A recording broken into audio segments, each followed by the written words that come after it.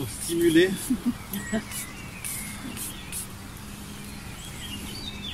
l'activité électrique de la plante.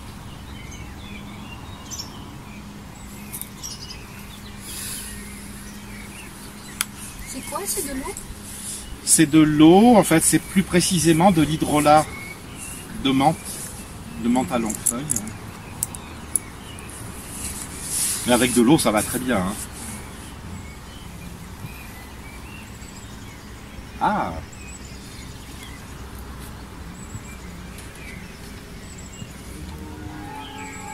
J'ai rien dit. Donc on va écouter pendant 1 minute ou 2. Et après, bien sûr, je répondrai, je vous donnerai des explications.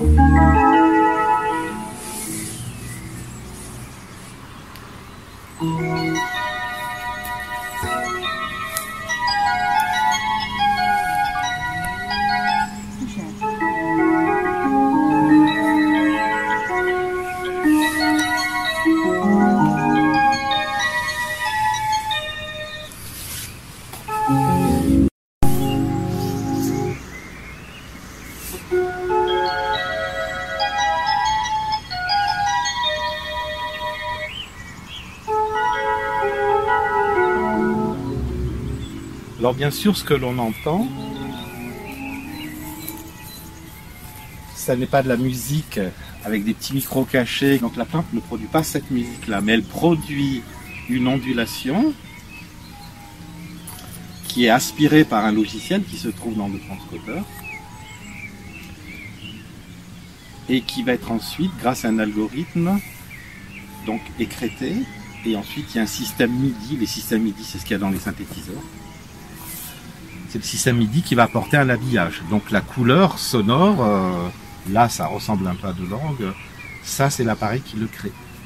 Mais la production de la mélodie, voire même certaines harmonies, c'est la plante qui l'apporte. Alors comment ça fonctionne? C'est très simple. Au départ, on va créer un différentiel de polarité.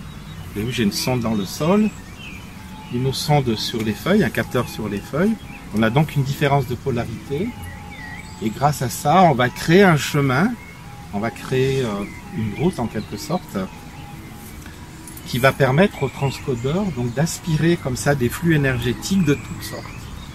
Alors au départ, on a essentiellement de l'activité électrique qui se mesure avec un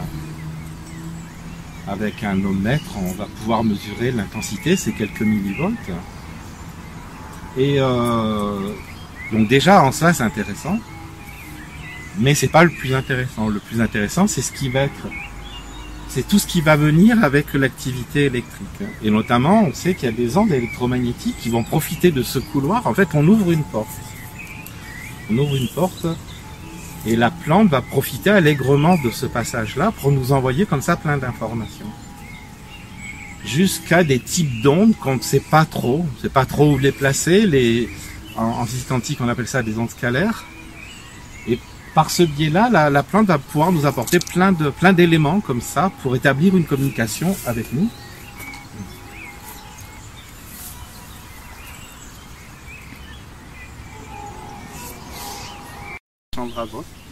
C'est important, c'était le premier scientifique qui a travaillé sur l'électrosensibilité.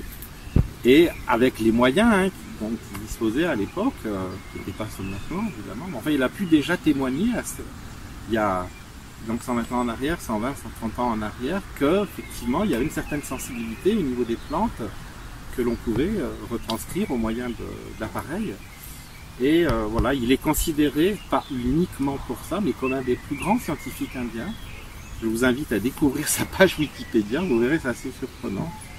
Alors évidemment, il y a 120 ans en arrière, on est sur la période anglaise et il a eu du mal évidemment à frayer la chronique. Il était un peu considéré, bon, d'une certaine façon, on va dire, par les scientifiques anglais, quoi, qui, comme on dit maintenant, se la pétaient un peu, quoi. Et, mais finalement, voilà, au bout de plusieurs années, il a été quand même reconnu et à la fin de sa vie, il a été à nos bouts. Voilà. Donc je vous invite à découvrir, c'est vraiment très intéressant le travail qu'il a fait. Donc c'était le début vraiment de l'électrosensibilité. BOS, ça s'écrit BO. BOS, ouais. Chandra, Vieirabos.